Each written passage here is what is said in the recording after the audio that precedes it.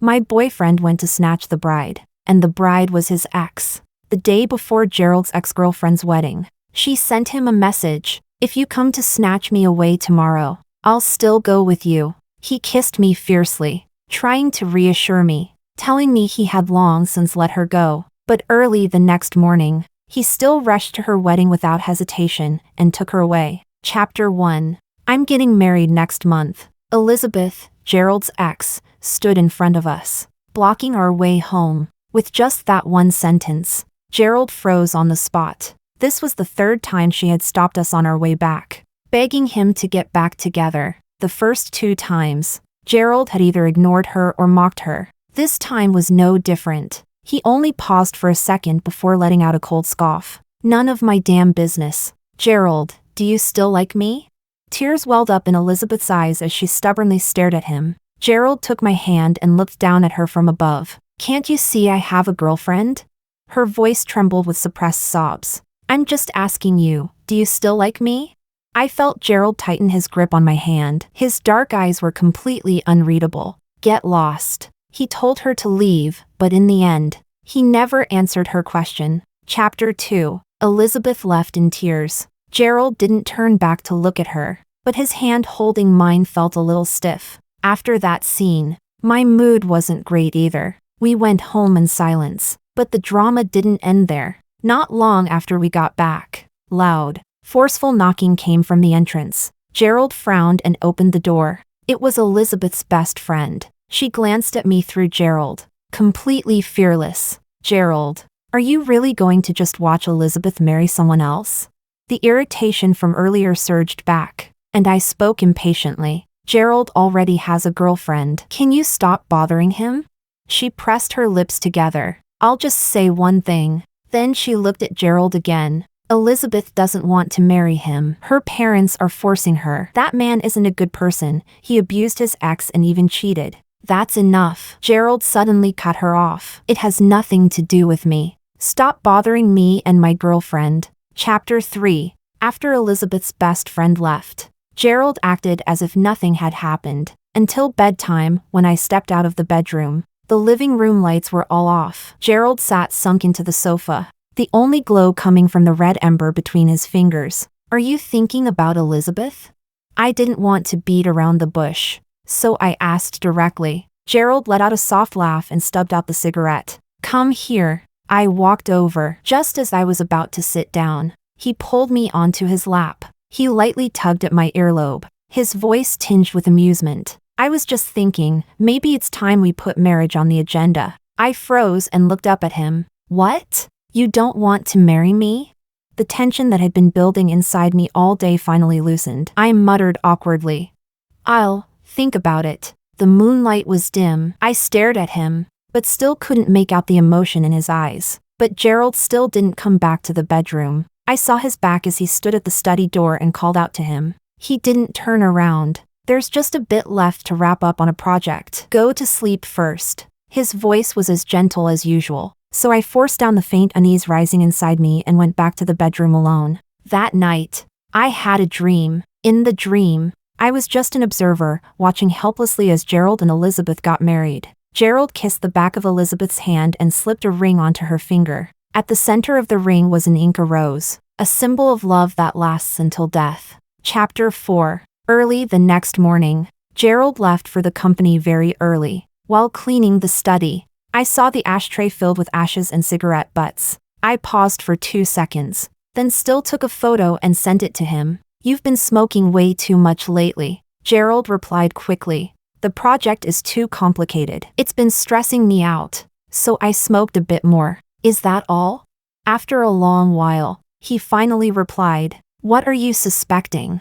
I stared at his message, and the uneasiness in my chest grew stronger. The Gerald from before wouldn't have been this impatient with me. Chapter 5. Gerald started leaving early and coming home late. Our work schedules no longer overlapped at all. As if by some unspoken understanding, we barely spoke to each other, and just like that, we fell into a cold war. Every night, Gerald slept in the guest room. In the dead of night, as I looked at the empty space beside me, I had an inexplicable feeling that I was about to lose him. A dull pain spread through my chest, and I cried silently. After calming down, I decided to have a proper talk with Gerald. I couldn't stand this kind of emotional neglect anymore. Even if the result was a breakup, I'd rather face it than drag things out like this. Chapter 6. The next day, I got off work early and sat in the living room waiting for Gerald. It wasn't until around 11 p.m. that he came back, reeking of alcohol. I stood up,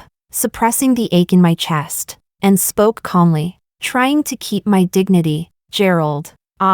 Before I could finish, Gerald rushed over and pulled me into his arms. I froze. The rest of my words stuck in my throat. Wife, let's get married, okay? There was a hint of grievance in his slurred voice. Don't ignore me. Chapter 7. My emotions collapsed in an instant. I buried myself in his arms and started crying. Gerald panicked a little. He let go of me and cupped my face, wiping away my tears. I'm sorry, Fernanda. I shouldn't have given you the cold shoulder. Through tear-filled eyes, I looked up at him and choked out. Do you still love me? Gerald kissed my forehead and looked straight into my eyes. Fernanda, I love you. His tone was solemn, his gaze unwavering. Just as I was still hesitating, he leaned in and kissed me. He kissed me fiercely, then picked me up and carried me toward the bedroom. After everything was over, he pulled me into his arms and suddenly spoke again. Wife, let's get married. I turned to look at him. There wasn't a trace of drunkenness in his eyes, only clarity and seriousness. The weight hanging over my heart finally lifted. I smiled softly. Okay. Chapter 8. I was an orphan, and Gerald's parents were overseas, so we skipped the step of meeting each other's families. I started planning my wedding, my dress and the rings. There was still 1 week until Elizabeth's wedding, but I didn't feel the slightest bit worried, because Gerald would come pick me up almost immediately after work. He treated me even better than before and never slept in the study again. As a result, I rarely went to bed before midnight. My mind was filled with wedding plans, so much so that I didn't even realize the day I dragged Gerald along to try on wedding dresses was the very same day as Elizabeth's wedding. Chapter 9. Does it look good? I lifted the hem of my dress and stood at the center of the platform, smiling as I asked Gerald. Gerald sat on the sofa, his eyes lowered, lost in thought. Gerald? He suddenly snapped back to reality and gave a perfunctory smile. It looks good. That familiar unease rose up in my chest again. I took out my phone and glanced at the date. Today was Elizabeth's wedding day. I tried my best to ignore the discomfort and went to change into another wedding dress. But when the curtain opened again, Gerald was already at the door. Gerald! I called out to him. Fernanda, can we do this tomorrow? I have something urgent to take care of right now. I clenched my fists tightly. If you go to find Elizabeth today, we're breaking up. Gerald rubbed his temples impatiently. Stop being dramatic. I can't just stand by and watch her marry a complete monster. With that, he rushed out, leaving me behind, dressed in a wedding gown, while he went to find another woman in one, as if stubbornly refusing to back down. I took out my phone and called him, but he hung up on me again and again. The shop assistants glanced at me, their eyes full of sympathy. An overwhelming sense of humiliation washed over me, and my heart went completely cold. Chapter 10. Dragging my exhausted body, I returned to the home I shared with Gerald and began packing my things into a suitcase. That was when Gerald came back, with Elizabeth, still wearing her wedding dress. Fernanda, she's going to stay here for a while. Gerald avoided my gaze, not daring to look at me. Her parents are looking for her everywhere, trying to force her to marry that bastard. For some reason, I became curious what kind of absurd things he would say next. So I stayed silent and listened. Let's postpone the wedding. Okay, Fernanda? I'm going to have a fake wedding with Elizabeth, just to fool her parents, so they'll stop forcing her to marry. Gerald continued without pausing, speaking quickly. It's just fake. Fernanda, I won't legally marry her. She's already come up with an excuse for her parents. We'll say the registration is postponed. It's all just an act. After the wedding, once her parents take the bride price and go back to the countryside, they won't bother her anymore. Then we'll get married right away. When Elizabeth heard that last sentence, her face instantly turned pale, as if it was something she had long expected. I was so calm that even I couldn't believe it. Gerald, There's no need for a fake marriage. I wish you two a lifetime of happiness. Gerald stepped closer and finally noticed my luggage. His expression darkened. What do you mean? It means, we're done. I pulled my suitcase and moved to leave. Gerald blocked my way. Where are you going? I thought of the apartment I had bought in the suburbs. I'm going back to my own place. Please move. Gerald didn't budge. Suddenly, he let out a mocking laugh. Your own place? You don't have parents. Where did you even get a home? I froze instantly, a suffocating sensation like my blood was running backward, as if I couldn't believe it. I looked at Gerald mechanically. After saying it, Gerald seemed to realize something was wrong. Panic flashed across his face. I'm sorry, Fernanda. I'm sorry. I was just upset. I didn't mean it. Chapter 11. At that moment, Elizabeth suddenly let out a soft cry. Gerald turned to look at her. It seemed she had injured her knee earlier. Gerald, my knee really hurts. Gerald pressed his lips together, then looked back at me. Fernanda, can we talk when I get back?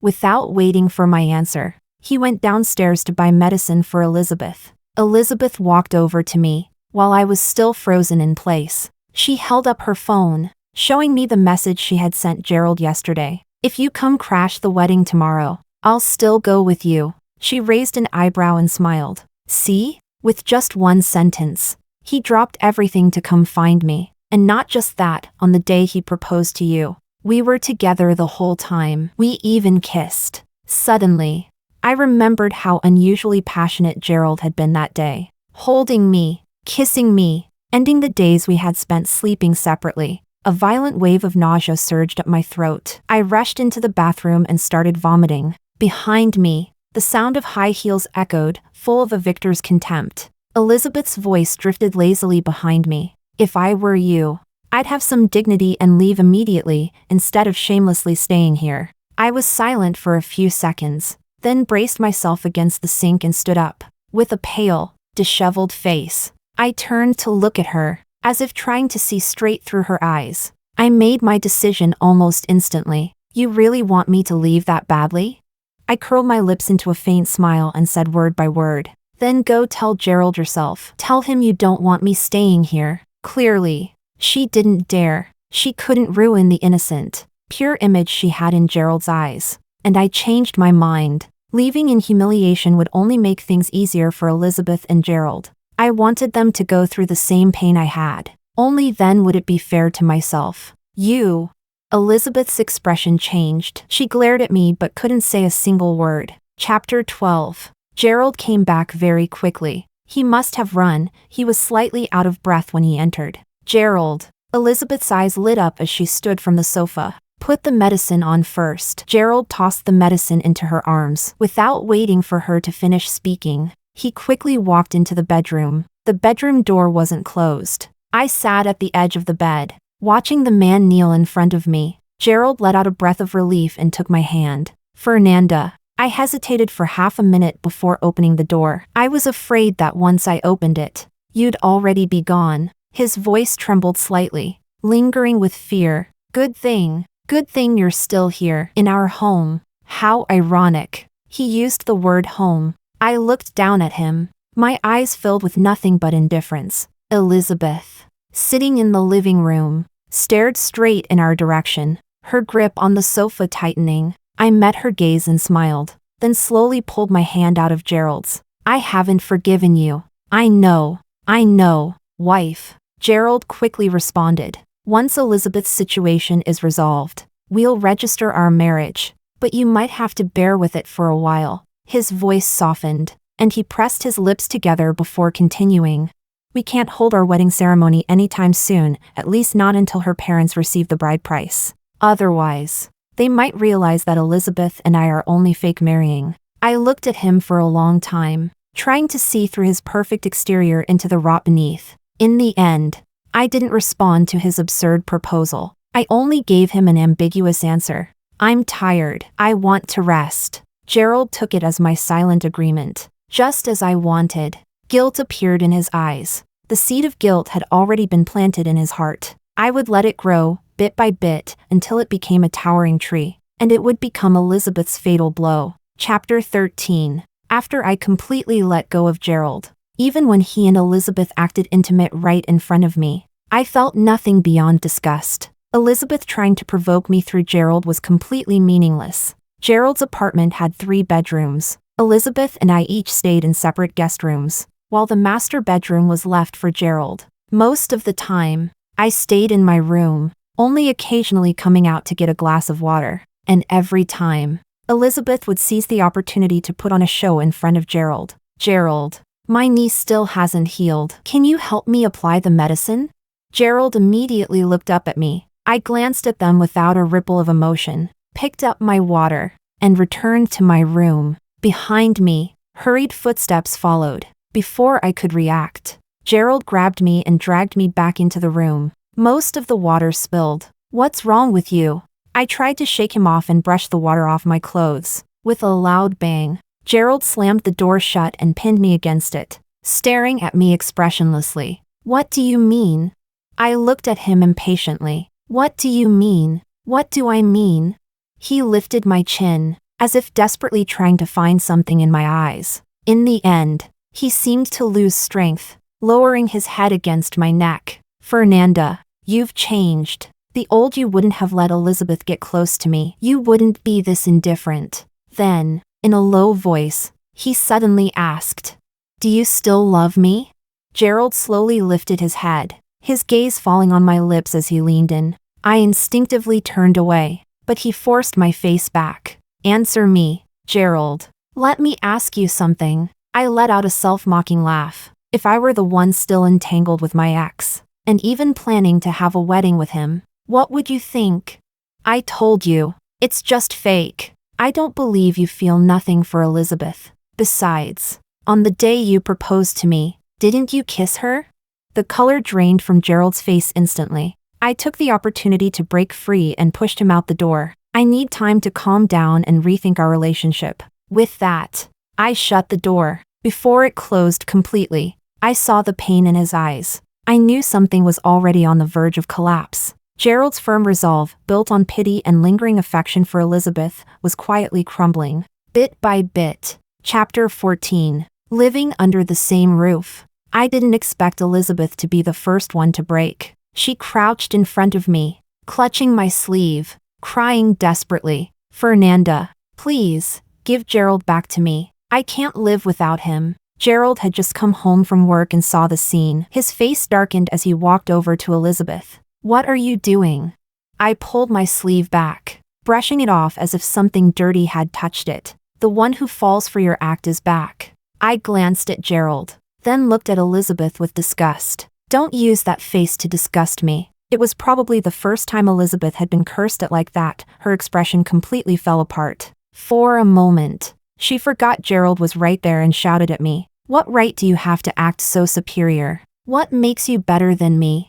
At least I didn't grow up in an orphanage. I have parents, a complete family. Ignoring the tears on her face, she looked at me provocatively. What about you?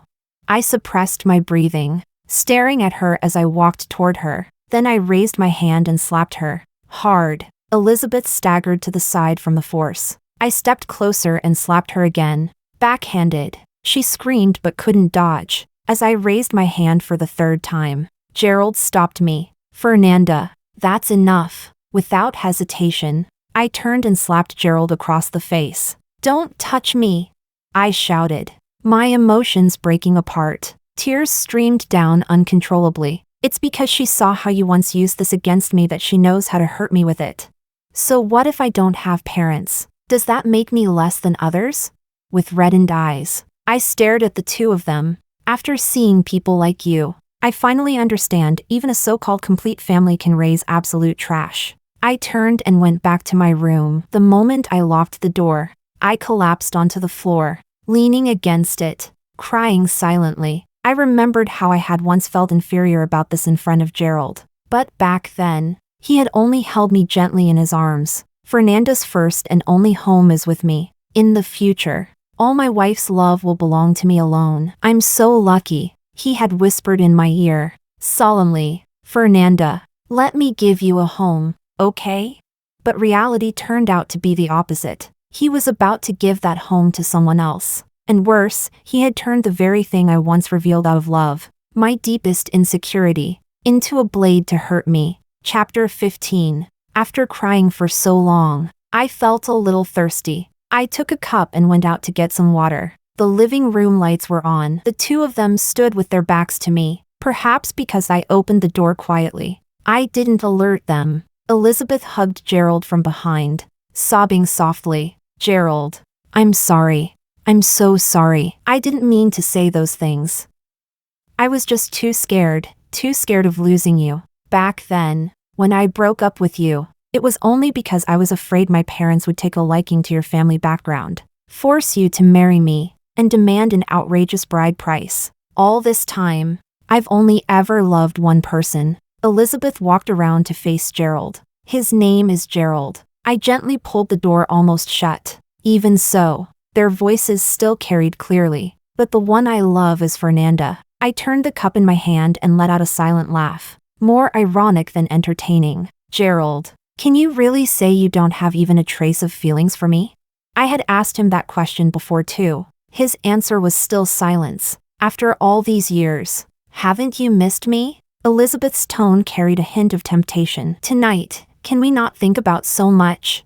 Let's just relive the past. I didn't hear Gerald's answer, but I heard the wet sounds of kissing, the disordered footsteps, and then the sound of a door opening and closing. I wasn't sure if I would hear anything after that, but I chose to immediately put on my headphones and turn up the volume of my music. Then I opened the calendar on my phone. In 10 days, it would be the so-called fake wedding between Gerald and Elizabeth. But I was already on the verge of being crushed by the suffocating weight they brought me. Chapter 16. With the noisy music playing, I didn't fall asleep until almost dawn. When I woke up again, it was already noon. It was Saturday, but Gerald had still gone to the company. Once again, it was just me and Elizabeth. Rubbing my throbbing temples, I walked out of my room. Fernanda, waking up so late today?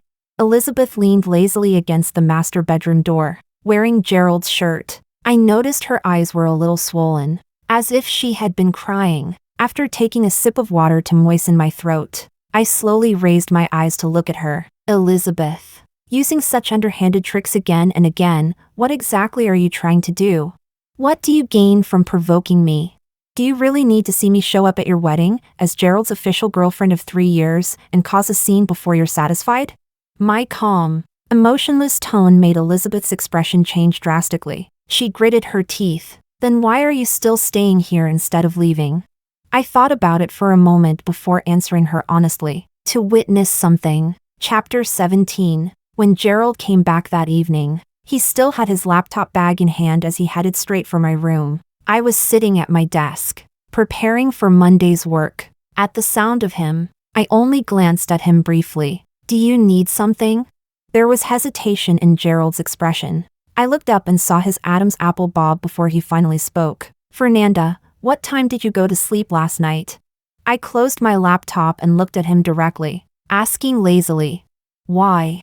He smiled. Just asking. Very early. I said. I went to sleep as soon as I got back to my room. He let out a barely noticeable sigh of relief. Then he walked over to me, his tone gentle, and suddenly said, I love you. As if that wasn't enough, he added again, Fernanda, I only love you.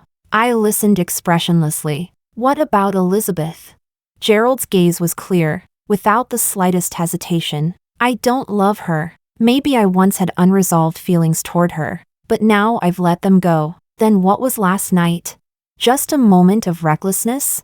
Some people are just like that, driven by their own base instincts. What they can't have always seems the best. But once they get it, they discard it without hesitation. Gerald was exactly that kind of person. Chapter 18. During the following period, Gerald deliberately kept his distance from Elizabeth. It seemed like he had truly figured out his feelings for her. He kept discussing our future wedding plans with me, and my responses were always ambiguous, neither rejecting nor agreeing. Gerald seemed to notice something. He stopped talking, though his gaze remained on the tablet in his hands. His fingers swiped across the screen, casually browsing honeymoon destinations. After a while, he suddenly spoke. Do you not want to marry me? I countered. Do you really have to go through with this wedding with Elizabeth? Gerald rubbed his temples tiredly. I've already promised her back when I took her away from the wedding. I assured her parents I would marry her. Now I'm stuck. It's too late to back out. Fernanda, I've told you so many times, it's fake. Why do you care so much? I raised an eyebrow slightly. Do whatever you want. Gerald said nothing and stood up to leave. Once again, it ended on a sour note. On the day of the wedding, Gerald left early to pick up Elizabeth, who had gone back home 2 days prior. Perhaps because the moment I had been waiting to witness was finally about to arrive. I didn't sleep at all that night. After packing my belongings, I dragged my suitcase and got into a taxi. Half an hour later, estimating the timing was about right, I took out my phone and sent Gerald a message. Gerald, if you marry Elizabeth, this is goodbye forever. I took a photo of my plane ticket and sent it to him. Then I silenced my phone. Chapter 19. I thought I would end up waiting for Gerald at the airport. I didn't expect that. In order to stop me from leaving, he had secretly put a tracker on me. Following the location, Gerald sped all the way over, cutting his car across the front of my taxi and forcing it to a brutal stop. Under the driver's sudden brake, my body lurched forward before snapping back. After a couple of seconds, I got out of the car. Gerald, are you insane? If the driver hadn't reacted in time, we would have crashed. Dressed in his groom's suit, Gerald walked toward me, his expression dark and aggressive. Where are you going? My tone was calm. I've applied for a transfer to the South City branch. South City. South City was over 2,000 kilometers away from Beijing. I wouldn't be coming back often anymore. Gerald took a deep breath, forcing a strained smile. You don't want me to go through with this wedding, right? I'll call and cancel it right now. Stop throwing a tantrum. As he spoke, he pulled out his phone and announced the cancellation. Just as he finished, another car pulled up behind. Elizabeth got out, dragging her wedding dress, and happened to hear his decision. She stared at him, stunned, as if she couldn't believe it. Gerald, you're joking, right? Do you know what it means to cancel the wedding today? This was exactly why I endured everything and refused to leave. If I had left back then, Gerald would most likely have forgotten me before long and immersed himself in the reunion with Elizabeth. In the end, I would have been the only one hurt and humiliated, so I had to stay right in front of him. I had to let him see how much I suffered because of him and Elizabeth, how miserable and broken I became. Like a tidal wave, guilt drowned him, slowly shaking his initial determination to go through with the wedding. Until now, when he could cancel it without hesitation. My gaze fell on the fallen bride before me. This was the second time I had seen her in a wedding dress. You look beautiful, I said calmly, a kind of beauty that comes with total humiliation. This was the moment I had been waiting to witness. Gerald abandoned the bride to chase after me, unilaterally announcing the cancellation of the wedding. Elizabeth and her parents lost all face. At the same time, the bride price they were about to receive vanished, leaving her parents furious. I could already imagine Elizabeth's fate. Her best friend had once said the man she had originally planned to marry wasn't a good person, which meant the man her parents would arrange for her this time would only be worse. But that was nothing more than what she deserved. Chapter 20. Elizabeth kept begging Gerald to continue the wedding, crying endlessly. Gerald had reached the peak of his impatience and directly told the driver to drag her away. Only the two of us were left. Make it quick. I'm in a hurry to catch my flight, I said, glancing at my watch. It seemed like Gerald had a lot to say, but after opening his mouth, all that came out was a weak, hoarse sentence. Stop being upset. Come back with me. I nodded. Is that all you wanted to say? Then I'll leave. I had just taken 2 steps forward when his voice came again, light and distant. You were planning to leave all along, weren't you? Fernanda, you never intended to marry me. These past days, you were just playing me. I stopped and turned back. Yes, I admitted calmly. I don't love you anymore. Why would I marry you? Gerald stepped closer, his eyes reddening. Why? I already apologized for what I said that day about you not having a home. Fernanda, after 3 years together, you're breaking up with me just because of that one sentence? He let out a mocking laugh. Or maybe, you never loved me enough. If it had been me from some time ago, I would have immediately argued back, yelled at him, fought with him, but now, all my emotions toward the man in front of me seemed to have been completely drained. My voice was so calm that even the breeze seemed unable to stir it. Gerald, what exactly would count as loving you enough? Is it tolerating you crashing your ex's wedding and bringing her into our home? Or forgiving you for mocking me for not having parents? Or accepting that under the same roof, you ended up in a room with your ex? Gerald looked at me helplessly, his lips trembling as if he wanted to say something. Chapter 21. Like a detached narrator, I continued speaking, completely emotionless. That day, Elizabeth pushed me to the point where I broke down crying. You knew that. But Gerald, you still kissed her, hugged her, and even, I didn't. Gerald interrupted me. He stepped closer and reached out, but I instinctively dodged, a reflex born from pure disgust. Gerald panicked, urgently trying to defend himself. I didn't do anything. Fernanda, it felt like I was being forced to watch a dull clown performance, coldly observing him scrambling for excuses. As my expression grew more indifferent, Gerald shifted from panic to complete dejection. His eyes seemed clouded over, dull and lifeless. You don't believe me? I let out a laugh at the absurdity. Gerald gave a bitter smile. Even if you don't believe me, I still have to say it. That day, Elizabeth and I didn't go all the way, because I thought of you. I knew that if I did, you would never forgive me for the rest of your life. We would truly be over. Out of habit, he raised his hand to touch my head. I frowned slightly. Before I could react, he stopped midair, then slowly lowered it after 2 seconds. Gerald gave a faint smile, but his expression was filled with sorrow. Don't look at me like that. Fernanda, I'm clean. I closed my eyes. But in the end, I couldn't stop myself from speaking. You, let me finish. Gerald continued. It was also that night that I finally understood my feelings for Elizabeth. I stopped loving her a long time ago. It was just years of unresolved resentment that made me think I hadn't let go. From beginning to end, the only person I've loved is you. Neither emotionally nor physically have I cheated.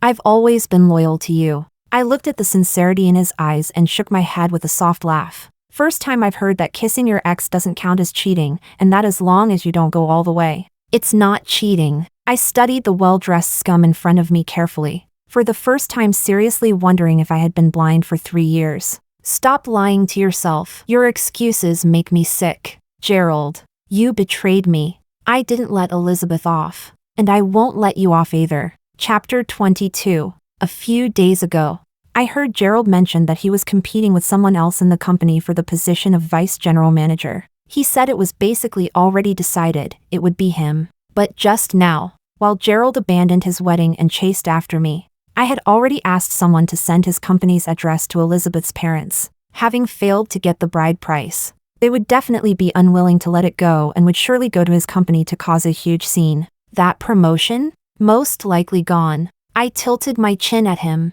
If you don't believe me, check your phone. Maybe your boss has been blowing it up with calls. Gerald probably didn't have his phone on him, but after hearing that, he didn't look particularly panicked, just stood there in silence, as if lost in thought. You've really gone all out. He let out a long breath, his tone calm. Looks like you truly hate me. Just returning what I was given. I corrected him, because now, I didn't even feel hatred toward him anymore. Someone like him wasn't worth it. The sun was getting harsh. I checked the time. If I didn't leave now, I really would miss my flight. Ignoring Gerald, I turned and walked away. Can't you give me one more chance?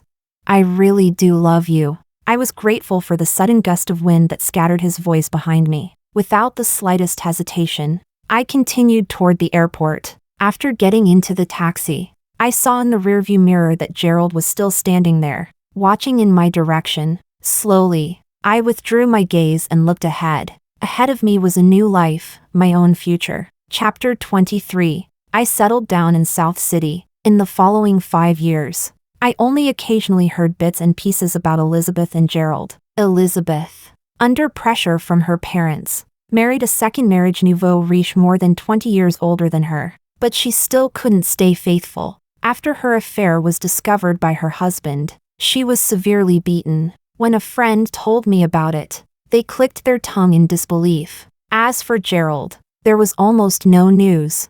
I only heard that not long after I left, he also resigned and disappeared from public view. At the time, like everyone else, I assumed he had gone abroad or moved somewhere else. But when I returned to Beijing and saw him again, I was surprised. That time, I came back to Beijing to accompany my newly engaged boyfriend for a work handover. After he went to his company, I decided to walk around, thinking of the orphanage where I had grown up. I decided to go back and take a look. Not long after I arrived and started chatting with the director, my boyfriend called. "Where are you?"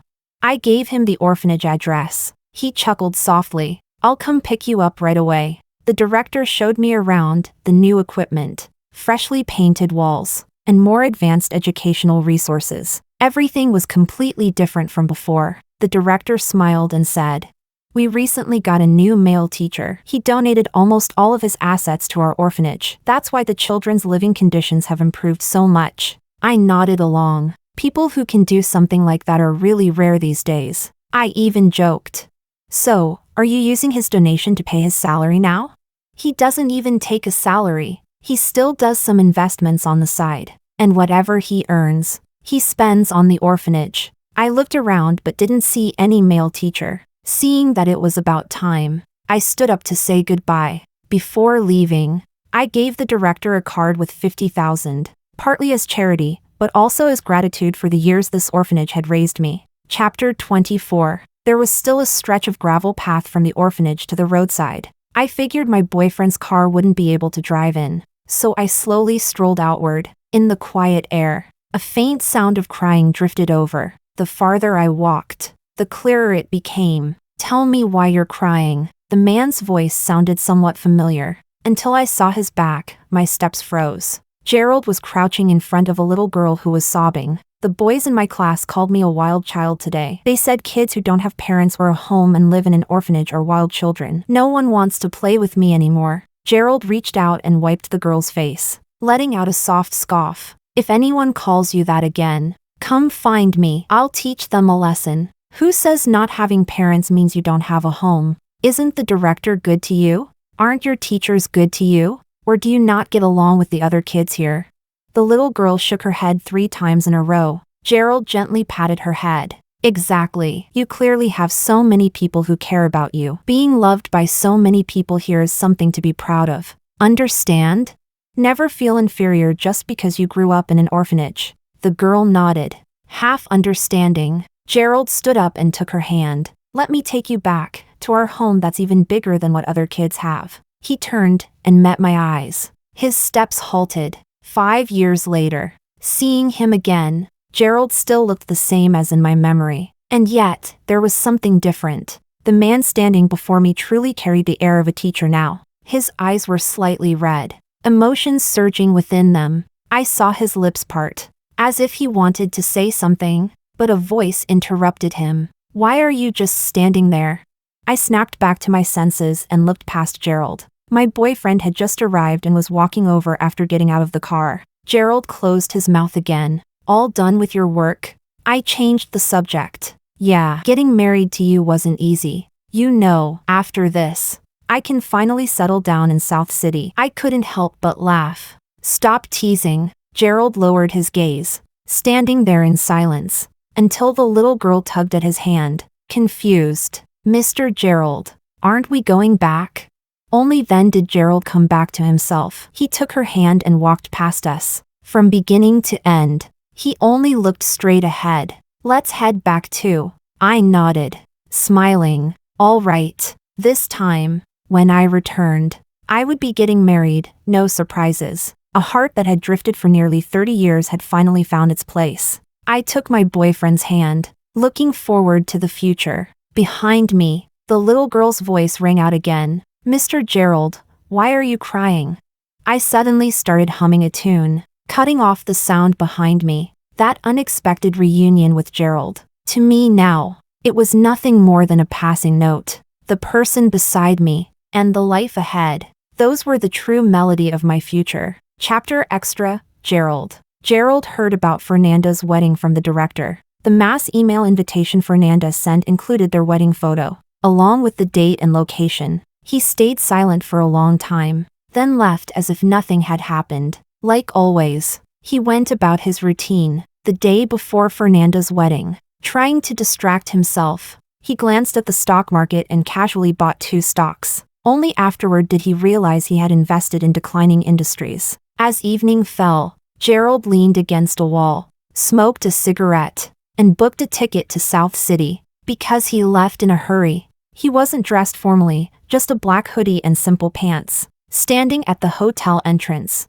Gerald stared blankly at the couple's wedding photo. 5 years had passed. He still loved her. The director had introduced him to other women. He had tried to accept someone else. Gerald gave a helpless, bitter smile. It seemed he had lost the ability to fall in love again. All his love, tangled with regret, had been taken away the moment Fernanda left. He stayed hidden in a corner, watching the entire wedding. Before coming, he had thought he would try one last time. He wanted to tell Fernanda that for the past 5 years, he had been sincerely trying to change, to make up for everything. He truly knew he was wrong. He wanted to tell her he had been waiting for her all this time. Fernanda, I love you. Can you give me another chance? Fernanda, don't marry him.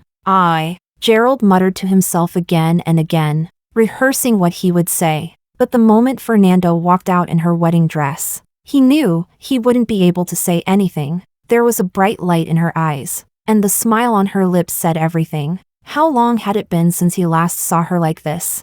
The last time was the day he took her to try on wedding dresses, but it was also that very day when he abandoned her and ran off to bring Elizabeth back home. From that moment on, he had completely lost the person he truly loved. Fernanda seemed to sense something, her gaze drifting toward a certain direction below the stage. Gerald instinctively stepped back into the shadows, lowering his head in panic. Forget it, don't disturb her. After all these years, this was the happiest day of her life. He shouldn't ruin it again, otherwise, she would hate him forever. With that thought, Gerald forced a bitter smile and, almost like self-punishment, stayed until the ceremony was over. During the toast, he quietly left. At the entrance, the receptionist was still recording the guests and their gifts. Gerald left a red envelope, but didn't leave his name. He rarely got drunk. His father had died from excessive drinking, but that day, he drank until he was completely intoxicated.